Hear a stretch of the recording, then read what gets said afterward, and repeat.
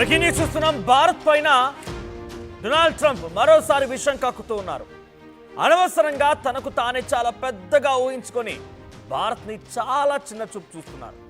భారత్ చేసేటువంటి చర్యలకు, భారత్ మాట్లాడే మాటల్ని పూర్తిగా తనకు అనుగుణంగా మార్చుకుంటూ తనకు తానే పెద్దగా ఊహించుకొని ఏది పడితే అది పిచ్చి పిచ్చిగా మళ్ళీ కారు కూతలు కూస్తూ ఉన్నారు.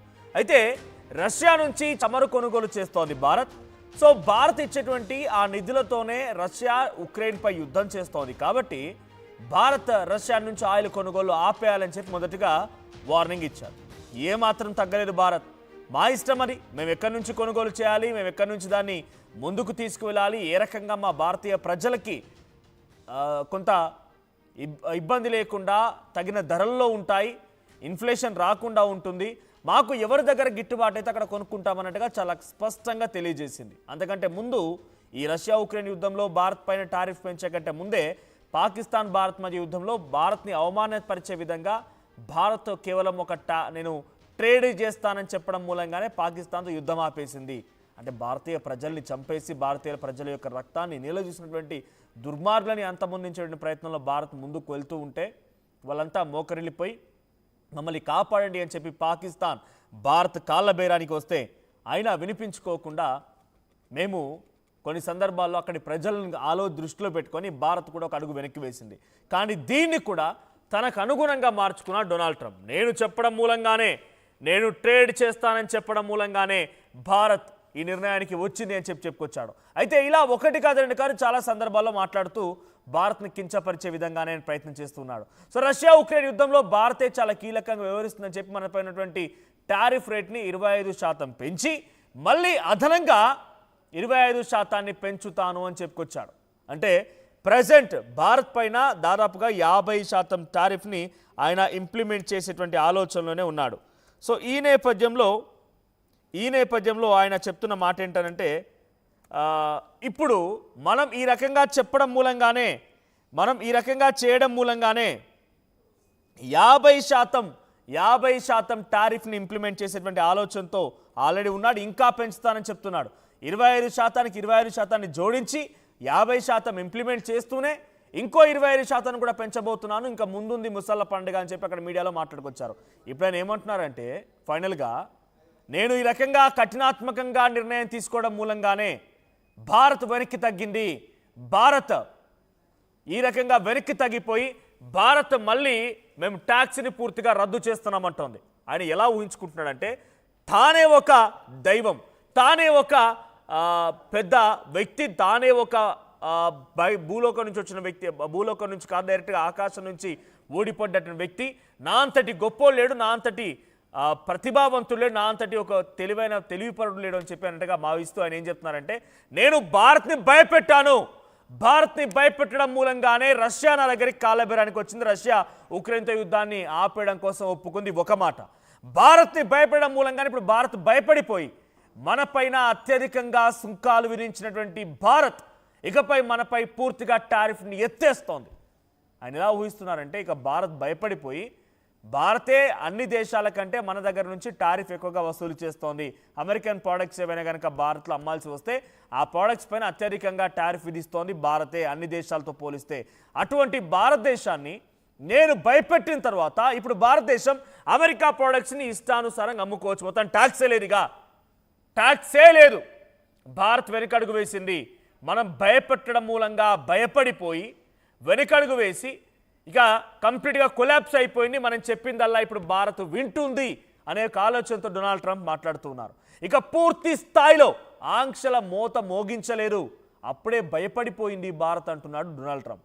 25%, 50% టారిఫ్లు శాంపిల్లు మాత్రమే, ఇంకా ఎక్కువగా విధిస్తాను, రెండో విడత మూడో విడత టారిఫ్లు ఇంకా బాకీ ఉన్నాయి, ఇవన్నీ ఇంప్లిమెంట్ చేయకమునిపే భారత్ భయపడిపోయింది. భారత్ భయపడిపోయి తమపై విధించేటువంటి టారిఫ్లు మొత్తాన్ని కూడా రద్దు చేసింది, కంప్లీట్గా క్లోజ్ చేసుకుంది. ఇండియా ఇప్పుడు బతిమాలుతోంది, దయచేసి తగ్గించండి అయ్యా, మా పైనటువంటి టారిఫ్లను తగ్గించండి అని చెప్పి ఇండియా ఇప్పుడు మనతో కాళ్ళ బేరానికి వచ్చిందని ఒక దురుద్దేశంతో, ఒక పిచ్చి ఆలోచనతో, ఒక మూర్ఖత్వపు ఆలోచనతో డొనాల్డ్ ట్రంప్ ఉన్నారు. ఇక చైనా, రష్యా, నార్త్ కొరియా, అమెరికాపై కుట్రలు ఉన్నాయని చెప్పి, వీళ్ళంతా కుట్రలు చేస్తున్నారని చెప్పి డొనాల్డ్ ట్రంప్ అంటున్నారు. అమెరికా జోలికి వస్తే ఎవరిని వదిలిపెట్టాలని కూడా ఆయన స్ట్రాంగ్ వార్నింగ్ ఇస్తున్నారు. ఇప్పటికే నార్త్ కొరియా కిమ్ చాలా స్ట్రైట్గా డొనాల్డ్ ట్రంప్ నువ్వేం చేసుకుంటావో చేసుకో, నిన్ను డెఫినెట్గా ఢీ కొట్టేది నేనే అనే రకంగా చాలా సందర్భాల్లో వార్నింగ్ ఇచ్చారు. పుతిన్ కూడా ఉక్రెయిన్ యుద్ధంతో నేను ఆపడానికి సిద్ధంగా ఉన్నాను, కానీ నేను పెట్టే కండిషన్స్ ఒప్పుకోవాలన్నాడు. ఈ కండిషన్స్ ఉక్రెయిన్ ఒప్పుకోకపోయేసరికల్లా ఇక మీరు కొట్టక చావండి, బట్ నా దగ్గర వ్యాపారం చేయండి అన్నట్టుగా ఉక్రెయిన్తో కొన్ని ఒప్పందాలు కుదుర్చుకొని బ్రిటన్ దగ్గర నుంచి డబ్బులు తీసుకొని ఉక్రెయిన్కి ఆయుధ సామాగ్రి అందించేందుకు అన్ని రకాల ఏర్పాట్లు చేసుకున్నాడు. బ్రిక్స్ దేశాలన్నీ ఏకమవుతున్నాయి. చైనా వేదికగా షాంఘై కోఆపరేషన్ ఆర్గనైజేషన్ వేదికగా అమెరికాకి వ్యతిరేకంగానే కొన్ని అక్కడ పవనాలు వీచాయి, గాలులు వీచాయి. ఇక బ్రిక్స్ దేశాలన్నీ కూడా భారత్నే గర్వంగా భారత్ గౌరవాన్ని తీసుకొని బ్రిక్స్ దేశాలన్నీ కూడా ఇండియన్ కరెన్సీలోనే మేము ట్రేడ్ చేస్తామని చాలా బాహాటంగా చెప్పుకొచ్చాయి.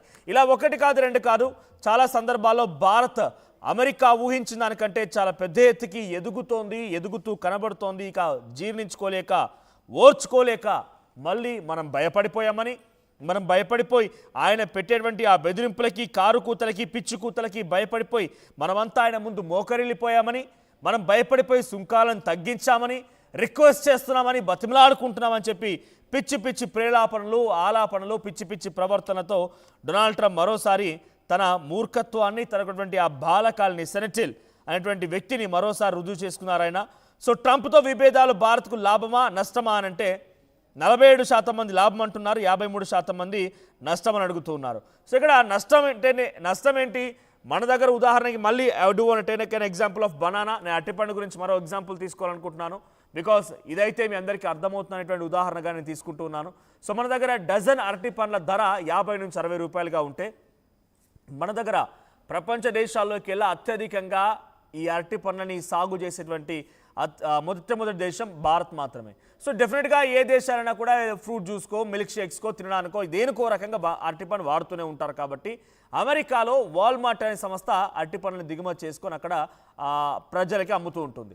సో మన దగ్గర నుంచి ఆల్రెడీ ఇక్కడ టారిఫ్ పెంచేశాడు కాబట్టి, 50% టారిఫ్ పెంచాడు కాబట్టి ధర పెరిగింది ఒకే ఎత్తు. అయితే అక్కడ ఆల్రెడీ వాల్మార్ట్ అనే సంస్థ అరటిపండ్ల పైన 20% ప్రైస్ని పెంచేసింది. అంటే మన దగ్గర ఆ 50 రూపాయల నుంచి 60 రూపాయలు దొరికేటువంటి డజన్ అరటిపండ్లు ఈ ట్యాక్సులు పెంచుతూ వెళ్తూ ఫైనల్గా కన్స్యూమర్ తినేటువంటి ఆ ప్రోడక్ట్ వెళ్ళేసరికల్లా, అమెరికన్స్ తినేసరికల్లా, అమెరికా చేతులకు వెళ్ళేసరికల్లా దాని ధర ఒక్క అరటిపండుకి 60 రూపాయలు అవుతోంది. అంటే మూర్ఖత్వపు చర్యల నేపథ్యంలో టారిఫ్లు పెంచి తన కొరివితో తలగొక్కున్నాడు కదా, తన గోతిని తానే తీసుకొని గోతిలో పడిపోయే పరిస్థితి డొనాల్డ్ ట్రంప్కి ఎదురైంది కదా. ఇలా ఒకటి కాదు రెండు కాదు, చాలా సందర్భాల్లో రైస్ మన దగ్గర నుంచే వెళ్తుంది, వీట్ మన దగ్గర నుంచే వెళ్తుంది. ఇలా అత్యధికంగా తినుబండారాలకు సంబంధించి తినేటువంటి ఆహార పదార్థాలు అత్యధికంగా, ఇంకా చెప్పాలంటే మీట్ కూడా వెళ్ళేది మన దగ్గర నుంచే. సో ఇలా ఒకటి కాదు రెండు కాదు, చాలా సందర్భాలు ఇట్లా వెళ్తూ ఉంటాయి. కాబట్టి మనకు ఎక్స్పోర్ట్స్ రూపాయలు అమెరికాకు మన దగ్గర నుంచి వెళ్ళిపోయి మనం కొంత లాభపడితే పడుతున్నామేమో, కానీ దీని తర్వాత పర్యవసానం అమెరికా ఎలా ఉన్నాయంటే, మనం అమెరికా కాకపోతే ఇంకేదైనా దేశానికి ఎక్స్పోర్ట్ చేసుకోవచ్చు, ఇంకేదైనా దేశాల నుంచి మనం బిజినెస్ ప్రయత్నం చేయొచ్చు. కానీ అటు అమెరికాకి ఆల్టర్నేట్ ఆప్షన్ ఉందా? ఇండియా తప్ప వేరే దగ్గర నుంచి బనానా వచ్చే అవకాశం ఉందా? మీట్ ఇండియా దగ్గర నుంచి వచ్చే అవకాశం ఉందా? సో ఇలా ఈ రకంగా అంతో ఇంతో భారత్ అత్యధిక శాతంగా అక్కడ ఆహారానికి కారణమవుతోంది. కాబట్టి డొనాల్డ్ ట్రంప్ ఇప్పుడు కొరివితో తలగొక్కొని అక్కడ ఆహారం కోసం అలమటించేటువంటి పరిస్థితులకు దారితీస్తున్నారు. అనవసరంగా నవ్వుల పాలవుతున్నారు. ఏకంగా అక్కడ రిచర్డ్ వోల్ఫ్, అమెరికన్ ఆర్థికవేత్త, ఆయన భారత్ని ఏనుగుతో, అమెరికాని ఎలకపిల్లతో పోల్చాడు. Seems like elephant fighting with